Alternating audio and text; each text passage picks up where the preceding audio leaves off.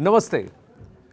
बांग्लादेश और मोहम्मद यूनुस की एक और कड़ी लेकर के मैं आपके सामने उपस्थित हुआ हूं और आज हम बात कर रहे हैं तो ऐसे वक्त पे बात कर रहे हैं कि एक व्यक्ति जिसने 2008 में पराजय के बाद अपने आप को ही वनवास के लिए भिजवा दिया था, सेल्फ इम्पोज्ड एग्जाइल था क्योंकि उनको उनकी जान का खतरा था। बांग्लादेश नेशनलिस्ट पार्टी के एक्टिंग प्रेसिडेंट या अध्यक्ष तारिक जियाउर रहमान के बेटे और खालिदा जिया के सुपुत्र ये हैं तारिक रहमान। ये बड़े भाई हैं, दो भाई हैं, इनमें से एक की मृत्यु हो गई थी 2015 में, लेकिन अब तारिक रहमान ने ढाका में टचडाउन कर लिया है। इसके क्या मायने हैं और इसका मोहम्मद यूनुस से क्या कनेक्शन है और आगे जाकर के बांग्लादेश की पृष्ठभूमि में क्या दिखेगा? क्या वहाँ पर जिहादी, तारिक रहमान और जमात इसका एक बहुत डेडली कॉकटेल है? और कहीं ना कहीं क्या तारिक रहमान महज एक पॉन, तारिक रहमान और उनकी पार्टी बीएनपी महज एक पॉन की तरह, एक छोटे प्यादे की तरह अभी यूज़ किए जा रहे हैं, आगे लाए जा रहे हैं, उनको मुखौटा बना दिया जा रहा है कि आगे जाकर फरवरी में जो इलेक्शन होगा उसमें वो जीत जाएंगे और इनकी पार्टी को आगे किया जाएगा। लेकिन सूत्रधार कंट्रोल किसी और के पास है और ये 80 वर्ष के प्लस मोहम्मद यूनुस ये कहाँ पर फीचर करते हैं, इनकी क्या भूमिका रहेगी, कैसी रहेगी? तो इसके लिए थोड़ा सा हमको इतिहास में थोड़ा जाना पड़ेगा। आपको बता दूं कि जनवरी 2024 में इसी शख्स को, मोहम्मद यूनुस को, बांग्लादेश की कोर्ट्स ने ग्रामीण बैंक और ग्रामीण टेलीकॉम इसके लेबर लॉज को और इसके अंदर लेबर लॉज को वायलेट करने के लिए दोषी ठहराया था। उन पर यह भी आरोप थे कि इन्होंने ग्रामीण यानी कि रूरल लोकल लोग हैं, जो ग्रामीण से लोग हैं, उन लोगों का जो हित है इसको उन्होंने उनको नहीं पहुंचाया और सरकार की तरफ से दिए गए पैसे को, जिससे कि उन्होंने ग्रामीण टेलीकॉम लॉन्च किया अपने माइक्रो क्रेडिट ग्रामीण बैंक के तहत, इस पैसे को उन्होंने गबन किया है, पैसे को घुमाया है, लूटा है, और ये करीब 400 करोड़ टाका के ऊपर की लूट की बात है। तो ये पहले ही कोर्ट के द्वारा इन पर सज़ा सुनाई जा चुकी है, इन पर फाइन थोपा गया था। इन्होंने उसको चैलेंज करने के बहाने 2 साल इसको, कम से कम 1.5-2 साल इसको घसीटा। और इंटरेस्टिंगली आपको बता दूं कि 3 और भी केस हैं। मेरी बात हुई है बांग्लादेश के नेशनल सिक्योरिटी इंटेलिजेंस जो ऑफिसर हैं अमीनुल पोलाश, उनसे मैंने लंबी बात की और वो भी छुपे हुए हैं, वो भागे हुए हैं, ये कहीं और विदेश में छुपे हुए हैं। उनके परिवार को भी ख़तरा है जब से यूनुस सरकार में आए। उनका ये कहना है कि उनके पास इतने सारे दस्तावेज़ हैं जहां पर ये दिखता है कि यूनुस उतने भोले भाले सीधे साधे बांग्लादेश प्रेमी नेता या युवक नहीं है या एंटरप्रेन्योर सीईओ नहीं है, जितना उन्होंने बांग्लादेश की जनता को लूटा, स्टेट को लूट करके इतनी अपार संपत्ति कमाई कि मोहम्मद यूनुस के पास आज आपको कहें कि उनकी कंपनीज के थ्रू $3 बिलियन से ज़्यादा की संपत्ति बताई जाती है और अधिकांश ये संपत्ति फ्रांस और यूएस में बटी। दूसरी बात कि मोहम्मद यूनुस खुद बांग्लादेशी नागरिक नहीं है, उनके पास फ्रांस और यूएस की पासपोर्ट्स हैं या आइडेंटिटीज़, नेशनैलिटीज़ हैं। तीसरी बात आपको बताएं कि आरोप ये है कि इन्होंने ग्रामीण टेलीकॉम का एक गठजोड़ हुआ था नॉर्वे की एक टेलीकॉम कंपनी टेलीनॉर के साथ, और उस नॉर्वे की टेलीकॉम कंपनी के अध्यक्ष ने नोबेल ट्रस्ट को इन्फ्लुएंस किया था कि किसी तरह मोहम्मद यूनुस को नोबेल पुरस्कार से नवाजा जाए। तो ये पूरा खेल एक कॉरपोरेट खेल है और बिल गेट्स की फाउंडेशन, या बिल गेट्स की नहीं, बिल क्लिंटन की फाउंडेशन, क्लिंटन फाउंडेशन और हिलरी क्लिंटन के साथ इनका पुराना गठजोड़ है और इन्होंने हिलरी क्लिंटन के लिए भी बांग्लादेश के अंदर और इस क्लिंटन फाउंडेशन के लिए भी बहुत काम किया है। और इस डीप स्टेट, इस क्लिंटन फाउंडेशन से जुड़े और इन फाउंडेशन से पीछे जुड़े डीप स्टेट और CIA का एक गठजोड़ है जिसने कि शेख हसीना का तख्ता पलट करा करके मोहम्मद यूनुस को वहाँ काबिज किया। तो ये पूरा एक कनेक्शन निकल के आता है और इसकी पृष्ठभूमि ये है कि 2006 में भी मोहम्मद यूनुस ने कोशिश की थी कि वो सत्ता को हासिल करें। ये 80 साल का व्यक्ति जब ये कहता है कि मैं सत्ता का भूखा नहीं हूँ, मुझे पावर का कोई क्रेज़ नहीं है, तो ये झूठ है, क्योंकि 2006 में भी इसने ये कोशिश की थी, 1996 में भी इसने ये कोशिश की थी। जब ये कोशिशें की थी तब वो नाकाम रही थी। उस वक्त की पॉलिटिकल पृष्ठभूमि ऐसी नहीं थी। 2008 में तारिक रहमान देश छोड़ के बाहर चले गए, बीएनपी वीक होता गया। जमात का इतनी बड़ी पकड़ नहीं है कि वो राजनीति में सबसे सामने आकर खेले, वो पीछे से खेलता है। जमात बिजनेस को, जमात मैनेजमेंट को कंट्रोल करता है, ऑर्गेनाइजेशन कंट्रोल करता है, लेकिन सत्ता और बिजनेस को नहीं कंट्रोल करता। ये बांग्लादेश की पृष्ठभूमि है।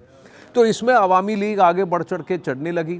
तो देखिए, बीएनपी 1996-2006 में बीएनपी भी हुआ करती थी, तो मोहम्मद यूनुस को 2 पॉलिटिकल एंटिटी से लड़ना पड़ता था। अब ये जब तारिक रहमान चले गए, बीएनपी वीक हो गई, तो सिर्फ एक अवामी लीग बची। अब उन्होंने अवामी लीग के 100 नेताओं को जेल में डाल दिया है, अवामी लीग को बैन कर दिया है, शेख हसीना को दोषी करार कर एक कैंगरू कोर्ट, यानी कि जो कि कोर्ट तयशुदा निर्धारित कोर्ट भी नहीं है, उनके जो चेले चपाटे हैं वो वहाँ बैठे हैं, और उन्होंने बिना दूसरे विपक्ष को सुने, वादी और प्रतिवादी होता है, एक प्रोसिक्यूशन और एक डिफेंस होता है, डिफेंस की तो बात सुनी ही नहीं गई, तो एक तरफा सुनवाई कर कर शेख हसीना को दोषी करार कर उनको उम्र कैद की सज़ा एक केस में सुनाकर मृत्युदंड एक केस में दे करके उन्होंने शेख हसीना और अवामी लीग को दबा दिया।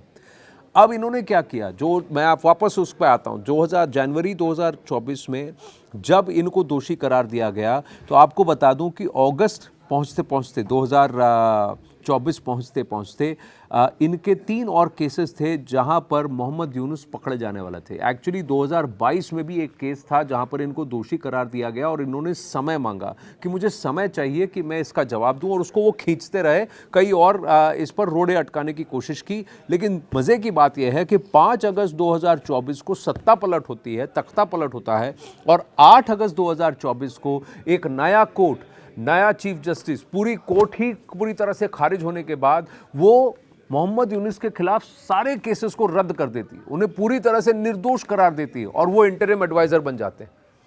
तो ये पूरा खेल बांग्लादेश में खेला गया। अब ये खेल आगे जाकर कैसे जाएगा, इसको खेलने के लिए इनको विदेशी तत्व मिले, और बांग्लादेश के जिहादी संगठनों ने भी, रेडिकल संगठनों ने भी इनका साथ दिया, जमात ने भी इनका साथ दिया।